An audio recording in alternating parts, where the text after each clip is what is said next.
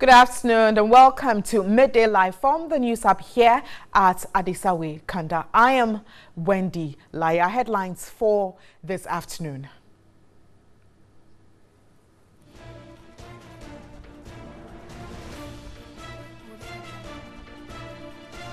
First-year students placed on the double-track system in the Myon Senior High School share same classroom with second-year students due to inadequate classrooms. Deputy Minister of Health denies increment in medicines on the National Health Insurance Scheme.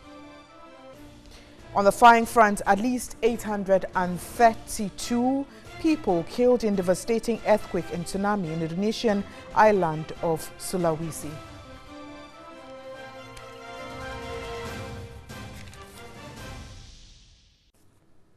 I've got the details of these stories and many more lined up. Let's start with one of our headline stories with specific focus on education. First-year students placed on the double-track system in the Myon Senior High Schools in the Myon district of the Northern region are facing serious academic problems. Now, the first-year students have been put together with the second-year students in the same classroom and are studying the second-year curricula.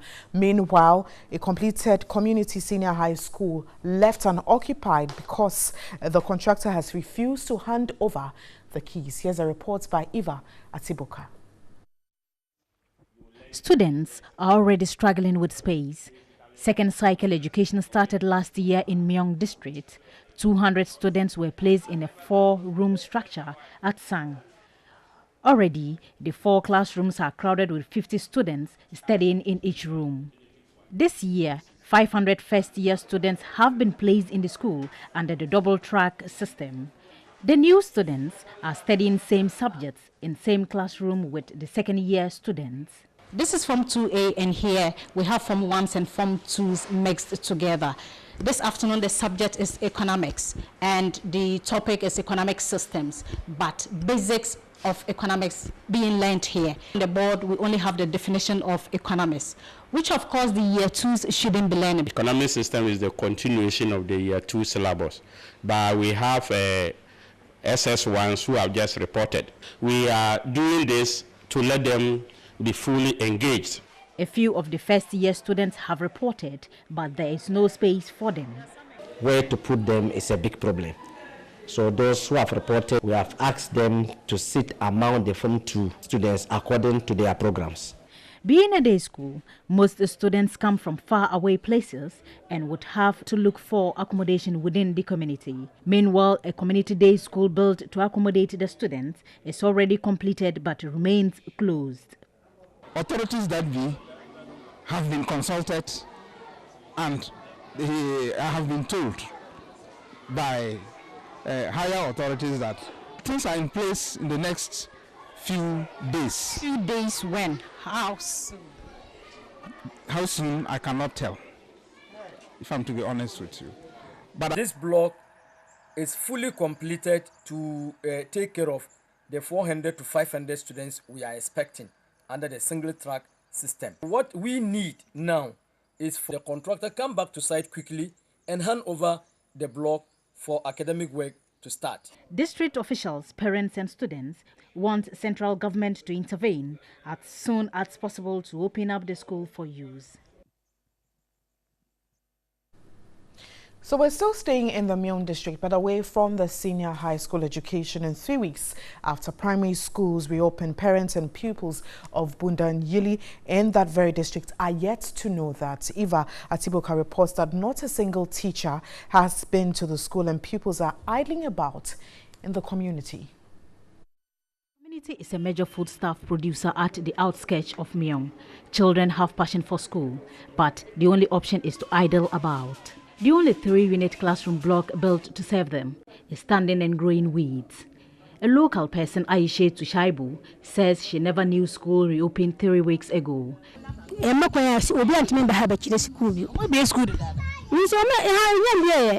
School has not reopened here, so teachers are yet to report to school. There are no teachers seen in the community.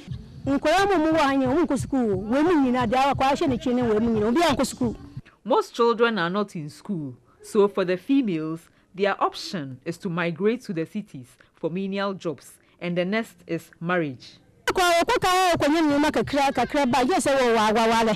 Chair of Steering Committee of Star Ghana, Dr. Esther Ofe Abuaji, says the situation is unacceptable. It's extremely important to ensure that every Ghanaian child has a certain basic minimum set of resources. Until we're able to ensure that every Ghanaian child has access to the textbooks they need, has access to the quality teachers they need, has access to an enabling learning environment that they need, there's work to do. So long as there are differentials, then the question of equity has not been addressed. The news team caught up with the District Education Director, Ignatius Erideh, who is working hard to reduce teacher absenteeism. Teacher absenteeism is worrying, but I also appeal to the authorities that when you construct a school, it's better you add a teacher's quarters. But the challenge is the inaccessible nature of most places like Bundayili. Ignatius Erideh is hoping every child has access to education, even in the face of challenges. Still on education this afternoon, but we head straight to the Ashanti region, and managers of a SEM cluster of schools at Subin in the Kumasi metropolis have appealed to benevolent organizations to support the school with furniture. The school lacks enough furniture for all the pupils in the cluster. Here's a report by Beatrice Spiogaba.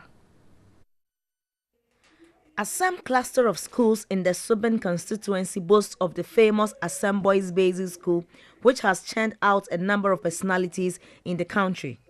Notable figures that pass through the four corners of Assam Boys are the late UN Secretary General Busumuru Kofi Annan and former President John Ajekum Kufuor. The Assam cluster of schools, including the Assam Boys, therefore pride itself of producing good products to occupy enviable positions both in Ghana and internationally.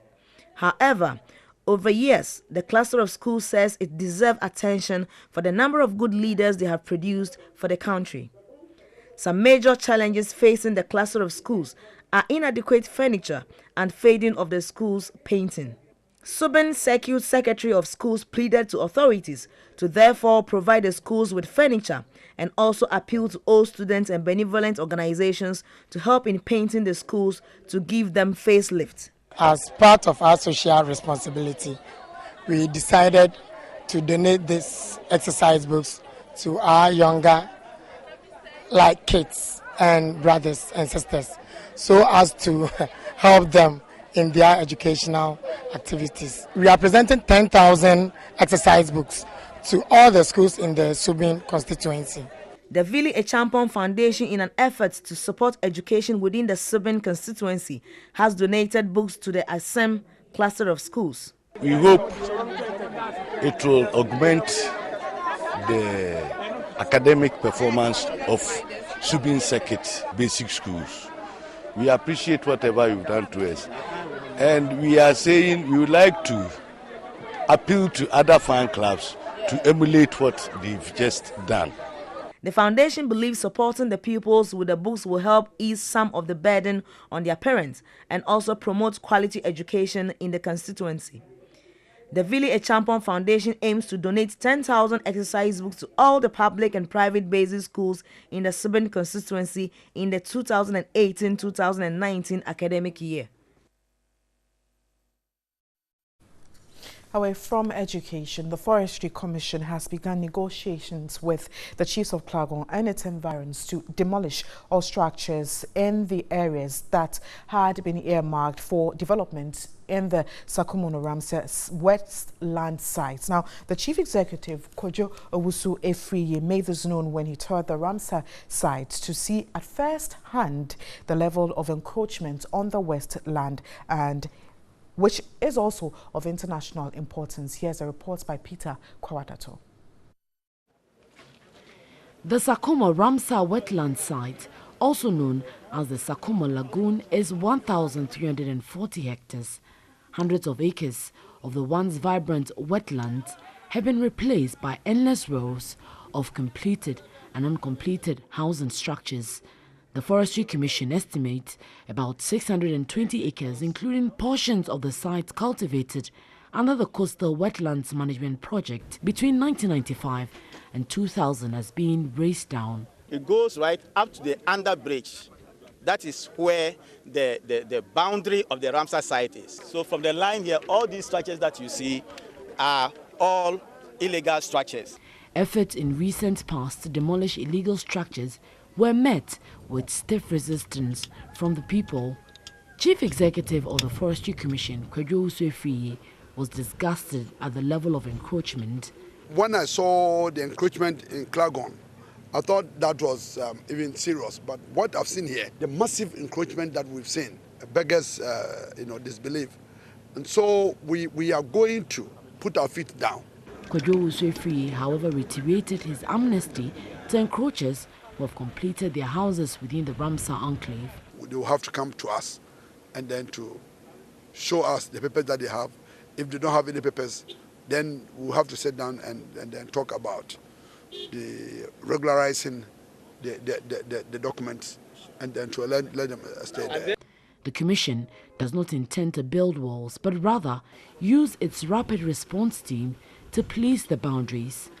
This is to pave way for redevelopment of the Ramsar site into an ecotourism center, which will create jobs for many unemployed teeming youth. The fisheries is going to be restored so that our fisher folk, the days that they are not fishing in the sea, they will have an alternative to fish in the lagoon. But Kwadwo Uswefriye has other challenges to clear with the chiefs of the area. The chief of Klagon, Nibote clan, pledged to assist, but on condition. The stool must also be wet. The chief executive came on fundraising tour to see where the thing has reached. So now it will be done in the office. It's going to be done on paper. Then we come on the law. This is with the surveyors. That's all. Then nobody encroaches again. A South African company has already inspected the site and are waiting to commence work once the illegal structures are cleared. We head to the Bono Ahafo region and we focus on roads now, and some chiefs and people in parts of the Bono Ahafo region are urging government to inform them about infrastructural developments earmarked for the areas so they can ensure proper accountability. The chiefs claim some projects in the area which were not executed have been signed off as completed and documented only on paper. Eva Tibuka has the rest of the story. Touring the Bono Ahafo region, which falls under the Middle Belt, the majority of chiefs and people complain about the road network, which they say is affecting their overall development. The chiefs and people say some roads in their area have been on the drawing board for a very long time, but the projects have not actually been executed. They further complained inhaling the dust from untarred roads affects their health.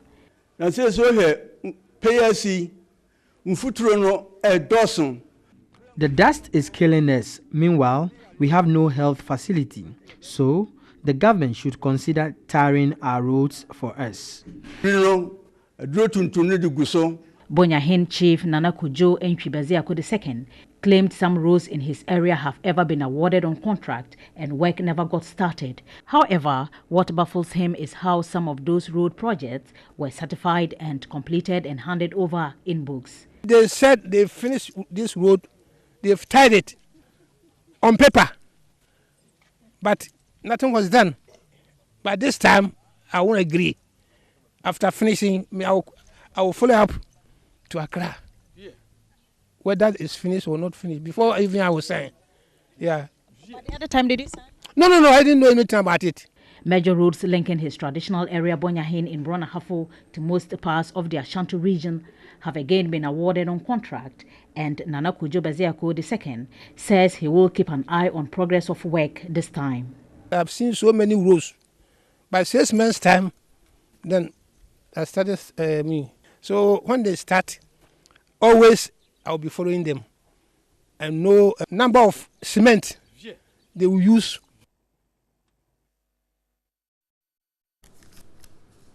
You're still watching Midday Live with me, Wendy Lai. Senior Minister Yao Osafo-Maafo says Ghana could be self-reliant if it rigorously promotes value addition to its natural resources. In a speech read on his behalf at a forum in Bolgatanga, he noted the Ghana Beyond Aid agenda is a paradigm shift from the dependency syndrome. Here's another report by Eva Atibuka. Northern Ghana has always come first, second or third on the poverty league table.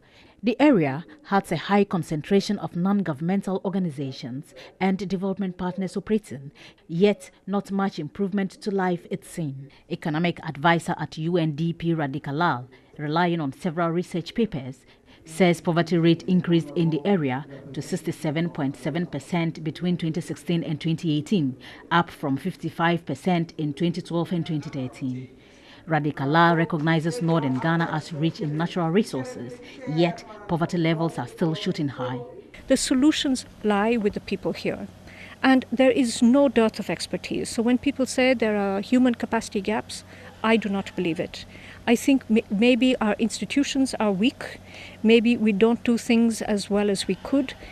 But I am convinced of the fact that there is tremendous capacity. Multi-stakeholders are therefore brainstorming and presenting views on the way forward for the development of the area in the light of Ghana Beyond Aid. Senior Minister and Chair of Ghana Beyond Aid Committee, Osafo-Maafo, set the tone for the forum. His speech was read by the Northern Regional Minister, Salifu Said. When our human resources are deployed to effectively manage and harness other potentials, our natural resources, our human capital, and all other things, it is important that we find a definition of the position of our country. A senior citizen, Professor David Miller, said wrong policies and misplaced priorities were responsible for the underdevelopment of the North. Former CEO of SADA and now CEO of Transformation of Marginalized Areas explained what a Ghana Beyond Aid means for the development of Northern Ghana. Once everything has been agreed and shaped, how to influence the change of a policy already concluded is more difficult than influencing the policy before it is concluded, because you are promoting your ideas as to what we think a Ghana Beyond Aid means for Northern Ghana. Head of programs at Star Ghana, Teko Saba, agrees the North is rich and can best develop without aid. The two-day conference is aimed at pulling together concrete views and ideas for the sustainable development of the North, which has been on the drawing board since independence. Let's focus on prisons now, and the motivational speaker and playwright James Ebo-White has urged Ghanaians to help reform the country's prisons. At an open day to motivate and counsel inmates at the James Camp prison here in Accra, he appealed to the Interior Ministry to ensure a systematic upgrade of the prisons. Prisons are created to hold convicts as a form of punishment and deter them from committing further crimes, and also act as a correctional facility where inmates are reformed. In Ghana, the correctional reformation and skills development, which are key components of the system, are less functional. In the view of the motivational speaker and playwright James Ebo-White, these can be overcome with absolute public involvement. Nobody planned to be here, and it would be wrong for any of us to say that I will never be here, but it will be very easy to find your way here. And therefore, it is in our collective interest to ensure that the prisons are always well-resourced, that the facilities there bring dignity to the inmates. Ebo-White urged the Interior Ministry to do more to improve the image of the prisons. I would wish that the ministry concerned, I think that would be Interior, would pay particular attention to what goes on in all the prisons, not just in James Camp. An inmate of the James Camp prison lamented about stigmatization and lack of support after prison and called for a paradigm shift. I have been in this prison for the past 6 months and some few days. And in all this, my 6 months and some few days, I have seen a lot of inmates who have gone on discharge. They are well trained, well transformed, but they go out there without any support. Absolutely nothing. The question is, if the society rejects these people, as it is the normal practice out there, and they have no one to fall on, what do you think will happen? These people will all eventually go back to their old ways. The commander in charge of the James Camp prison appealed to the media to help in their quest to make life meaningful for inmates. If you have an old video camera, you can bring it on board. If you have a microphone you are not using, bring it on board. Set of instruments, sound mixers, everything that is useful to create that department. We are challenging the media and we are challenging those in the creative art department to come and adopt this. Other speakers praised the present administration of the James Camp prison for its effort at improving on the standards of the prison and called for public support. Now to healthcare, and one of our headline stories, the Deputy Minister of Health, Kingsley Abuaji-Jedu, has denied allegations that the prices of medicines on the National Health Insurance Scheme have increased. He said the prices of medicines have rather reduced due to a memorandum of understanding signed between the Ministry of Health and the pharmaceutical industry. He spoke to our reporter, Bridget Mati. 3 groups in the pharmacy industry came together and made a proposal. The proposal was sent to all the leading presidential candidates. The then president, His Excellency John Dramani Mahama, and then candidate Nana Addo Dankwa Akufo-Addo. And the proposal basically was that if we exempted the drugs, imported drugs as well as locally manufactured drugs from VAT. You know, VAT is 70.5%. If we exempted drugs from it, they will reduce their prices by at least 30%. So if you are willing to go down on prices, if we give you the exemption, no problem, we'll do that for you. So it was a sealed something. So when we came to power, characteristic of the president, he ensured that, in fact, he instructed my boss that we should implement this policy as soon as possible. So it required the enactment of what we call LI, legislative instrument. By July 2017, the LI had been done. And it took effect from 3rd November. It was now left with the pharmaceutical industry to reduce their prices. And we didn't even stop at that. We went to the extent of determining what we call the trade margin. That if the imported price CIF is this, now there is no tax. So from the whole trade margin should not exceed 25%. That is from regional medical stores who are supposed to buy the medicines and then stock it and sell to all NHIS registered or accredited facilities. And the 29-year-old sales personnel has been charged with deceit of public officer by the Eastern Regional Police Command. Efforts to deceive the police and his employers failed, landing him in the police custody. He is now being charged with stealing and deceit of a public officer by the Eastern Regional Police Command. Police investigators say evidence on CCTV camera revealed the intention of the suspect Emmanuel Ejakwa at Bonya in the New Jabin South District of the Eastern Region. The suspect happens to be a sales personnel with Ecotel Distribution Services. The police say on 19 September 2018 at about 5:30 p.m., the suspect stood in front of a white motor tricycle and used a razor blade on his head. This resulted in a cut and blood oozed out. He smeared the blood on his Lacoste t-shirt and walked to the police to lodge a complaint that he had been robbed of 4,000 Ghana cedis and assaulted provisions worth 2,000 Ghana cedis. Footage from the CCTV camera mounted 10 meters from the crime scene gave him out. Police investigations indicates Emmanuel Ejakwa rather squandered 7,000 Ghana cedis belonging to his employers. He was unable to render accounts after being given an ultimatum to pay. He is currently in police custody and has been charged.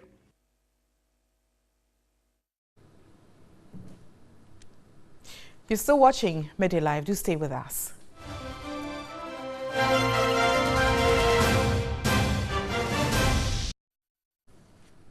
Thanks for staying with us. You're still watching Midday Live. District Chief Executive for Shama, Joseph Amwa, has denied preventing youth of Abuaze Ebuesi from being employed by companies operating within the Abuaze Power Enclave in the Shama district of the Western region. He states that agitations by the youth in the two communities for employment had begun before he became the DCE.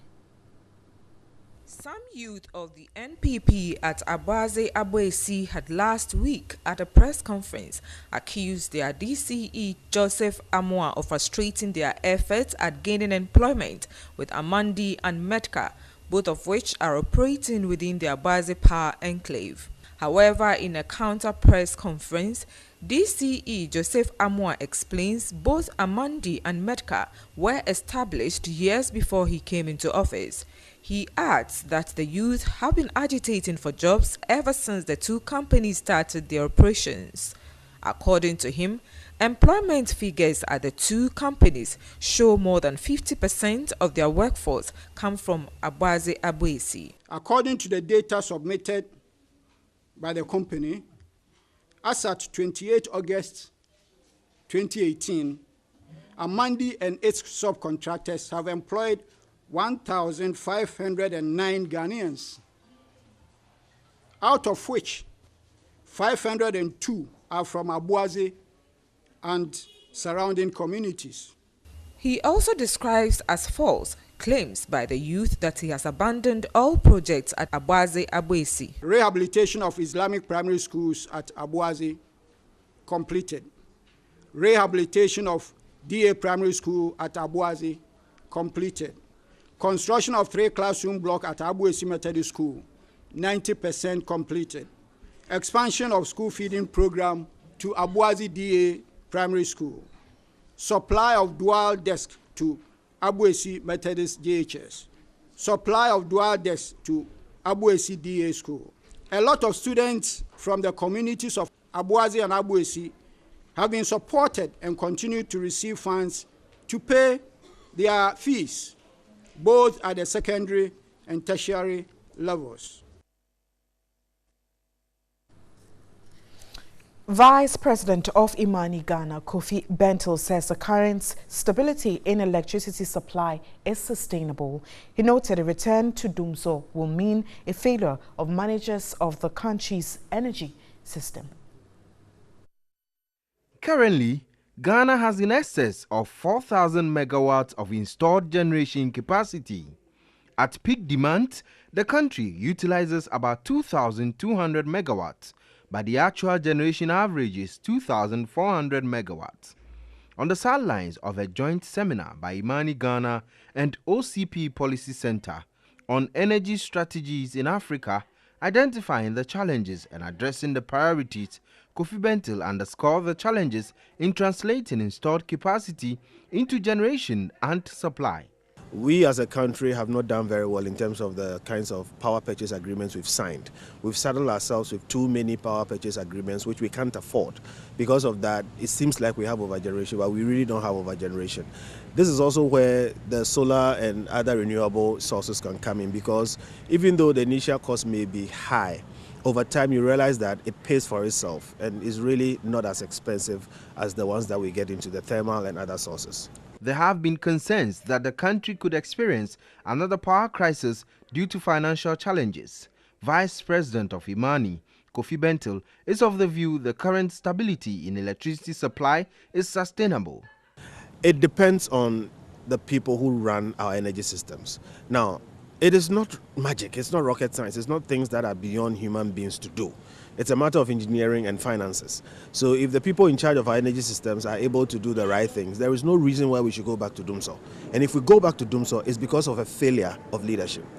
Executive Director of the Kumasi Institute of Technology and Environment, KITE, Ishmael Ejekumhene, underscored the need for investment into electricity distribution system. Before the private sector participation in ECG, the projections showed that we needed about 5 billion US dollars to be able to improve upon the distribution network. Gridco has its own long-term plan as well. They also need billions of dollars. So we need a lot of money that public sector cannot provide. So the private sector is inevitable. We need to get the right fix for us to attract private capital, because our taxes cannot fund the investments we need. Let's move to farming now. And some youth into cocoa farming have asked governments to make lands easily accessible to those who desire to go into cocoa farming. A young cocoa farmer, Mauseheto, says the push for young people to venture into agriculture should come with access to lands and startup capital. Here's a report by Beatrice Biogabra. Cocoa farming is engaged in by an estimated 800,000 households in the cocoa growing regions of the country. The aged, however, constitutes about 70%, with the average age of a cocoa farmer being 55 years. The aging cocoa farmers is a threat to the sustainability of the cocoa sector and job security for majority of Ghanaians whose livelihoods depend on a sustainable cocoa supply chain. To help encourage the youth to go into cocoa farming, Solidaridad and its partners have introduced the Maso Youth in Cocoa program. The program, also known as the Next Generation Youth in Cocoa, is being implemented in the Western, Ashanti, Bonohafu, Volta and Central regions. Country representative of Solidaridad, Susan Hemina Yemidi, disclosed that since its inception in 2016, the Maso Youth in Cocoa program has trained a total of 4,300 people. One of the Maso beneficiaries, Mausi Hoto, from the Volta region, said returns from cocoa production are profitable. She, however, says more youth can be encouraged to farm if they easily get lands, startup capital and other farming inputs. Executive Director of the Cocoa Health and Extension Division at Cocoa Board, Emmanuel Opoku, announced that the hand pollination started last year is yielding positive results. Our principal goal is to transfer the scale of pollination to the youth and demonstrate that they will be the future success story of the Ghanaian industry. We shall continue to engage and train 2,000 more youth from the cocoa communities and assist them to set up as service providers who can offer pollination services to cocoa farmers. Cocoa Board admits the aging farming population is a threat to the cocoa industry and is therefore employing a number of interventions to attract the youth into cocoa farming. The Chief Executive Officer of the Forestry Commission, Kojo Owusu Efriye, has acknowledged the Youth in Forestry program is facing a myriad of challenges. Responding to concerns from the recruits at the Sakumo Ramses site, Kojo Owusu Efriye said the Commission is working assiduously to address the problems. A report by Peter Kwawadato. Ghana's rate of deforestation is estimated to be one of the highest in the world after Togo and Nigeria. It is estimated at least up to 135,000 hectares of Ghana's forest cover is lost every year. Available records show that an estimated 60% of forest cover in Ghana was lost between 1950 and the present, which translates to about 2.7 million hectares of depleted forest. Experts say Ghana's forests will be totally depleted within the next 20 years if nothing is done to reverse the trend. These fears prompted the Forestry Commission to initiate the recruitment of some 15,000 youth across the country under a new service agreement with the Youth Employment Agency. More than 50,000 applicants were eventually recruited, according to the CEO, Kojo Owusu Efriye. What demonstrates that the young men and women of this country are desirous of getting some employment and that they just want to help themselves. And so when we said we're going to employ people, it was not a joke. The recruits were to be trained and well-resourced to restore degraded forest land and Galamsey site within an initial 2-year contract. However, the program took off with a myriad of challenges.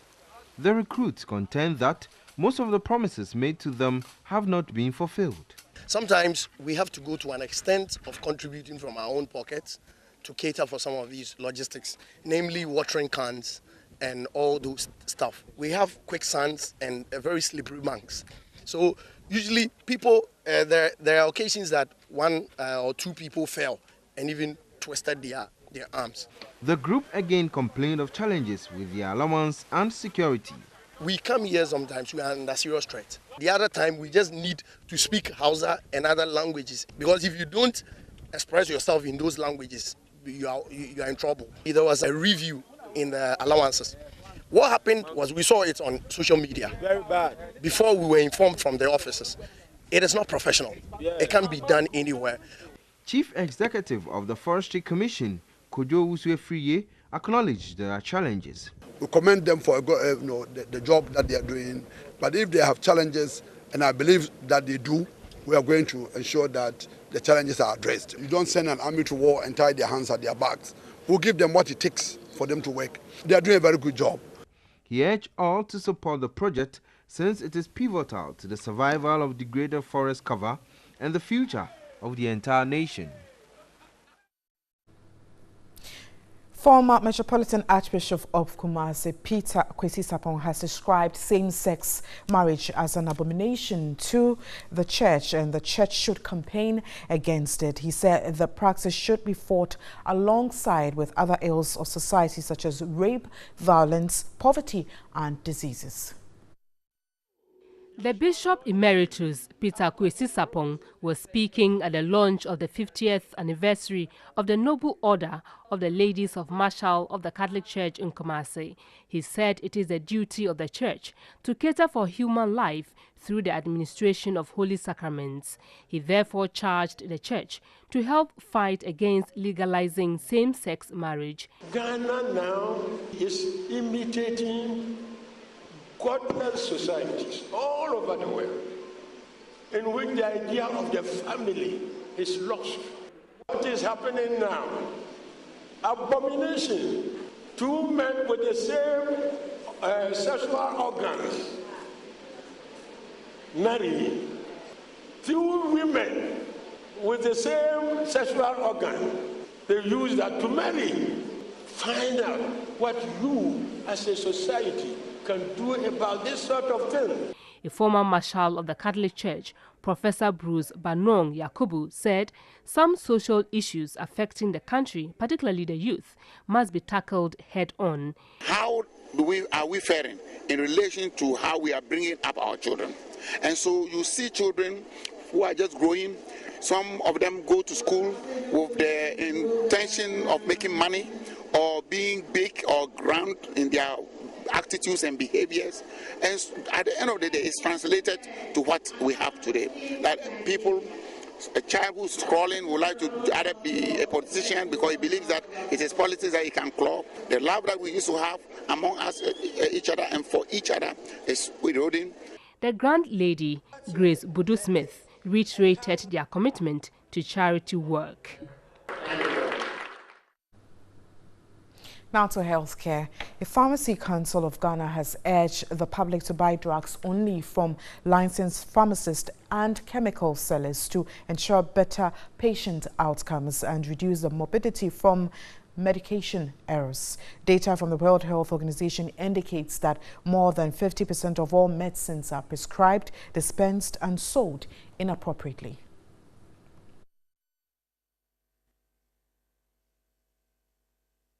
Pharmacists play a critical role in the healthcare delivery. Their expertise is required in the supply and dispensation of drugs to achieve the desired outcomes. As part of efforts to highlight their role, the World Pharmacist Day was instituted on September 25 at an event in Accra to launch this year's celebrations. President of the Pharmaceutical Society of Ghana, Benjamin Butche, outlined the crucial role of pharmacists. Pharmacists are involved in ensuring that medicines reach the appropriate people, medicines are not misused or abused, and that even if medicines are used correctly and there are issues to do with adverse events and adverse reactions, pharmacists are there to advise.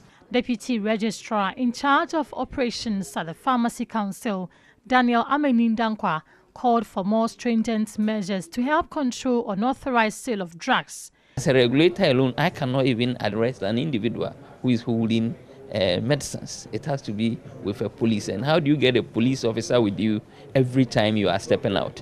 So you see that the public knows that there is some weakness on the side of the regulator already. Deputy Health Minister Kingsley Abuaji-Jedu also challenged pharmacists to tailor their expertise to optimize healthcare. This year's celebration is on the theme, Pharmacists, Your Medicine Experts. We have more shortly. Please do stay.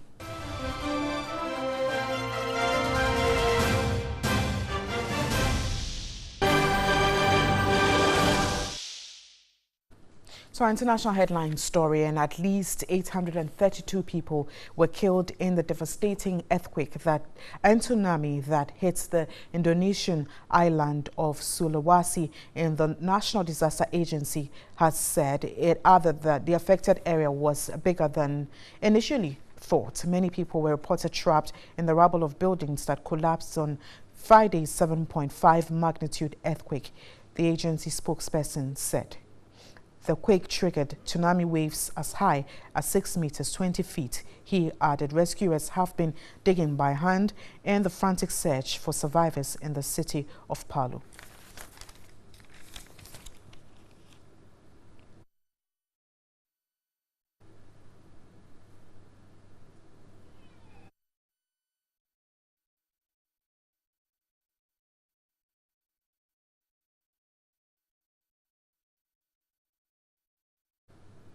Away from that story, Elon Musk must step down as Telsa's chair and pay a fine after reaching a deal with U.S. regulators over tweets he posted about taking the firm private. This follows Thursday's decision by the Securities and Exchange Commission to sue Musk for alleged securities fraud. Under the deal, Musk will remain as Telsa's CEO but has to step down as chairman for 3 years. Both he and Telsa will also have to pay a $20 million fine.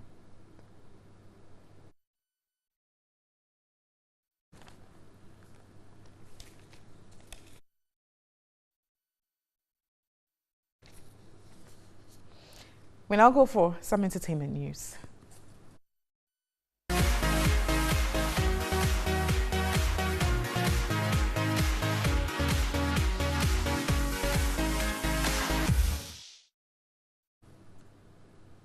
And dance sports, a competitive ballroom dance has been launched in Ghana to help discover dancing talents to compete in the World's Olympics. Speaking at the launch, president of the Ghana Dance Festival noted the initiative will put the spotlights on the talents from Ghana while promoting traditional dance.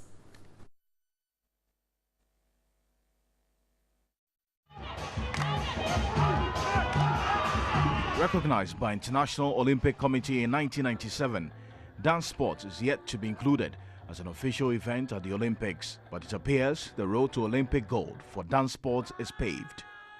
Dance sports, the glamorous and exciting leisure activity, was launched in Ghana to support talented dancers and give them the opportunity to go to Tokyo 2020 Olympic Games.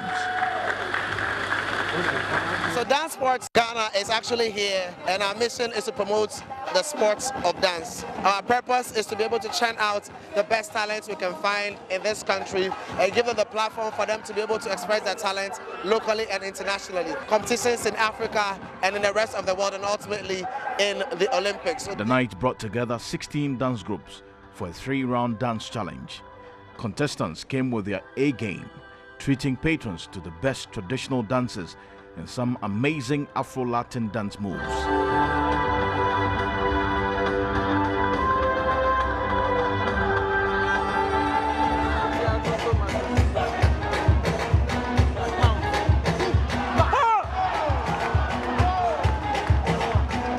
After a hard-fought battle, the Soldiers Dance Group emerged winners. It's a challenge, yeah, and everyone, before you attend a challenge, there's a feeling, but then we soldiers, we believe in ourselves, yeah, we are overwhelmed and we don't know what to say, yeah.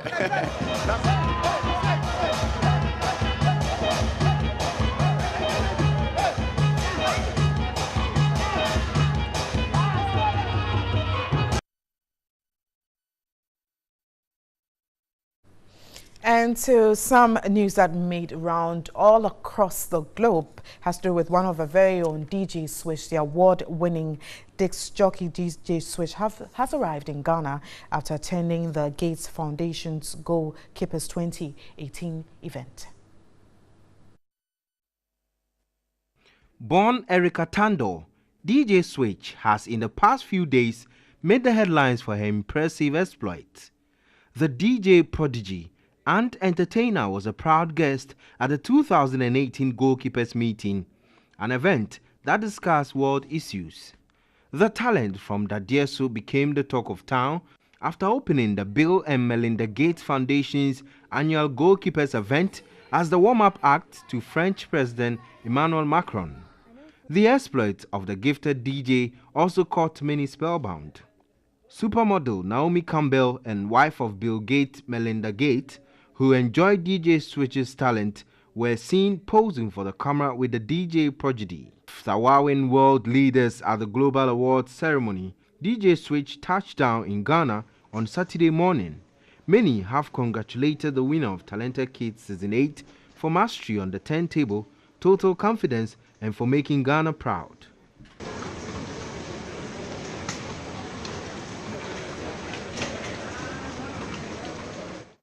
Indeed, a global icon. We say a big congratulations to her. But also, we have an exclusive interview with her, as well as her parents, on News 360 at 7. So don't miss that for our entertainment news tonight. My name is Wendy Lai. Thanks for watching Midday Live. Enjoy the rest of our programs. And remember, News 360 is at 7. Do have a lovely afternoon.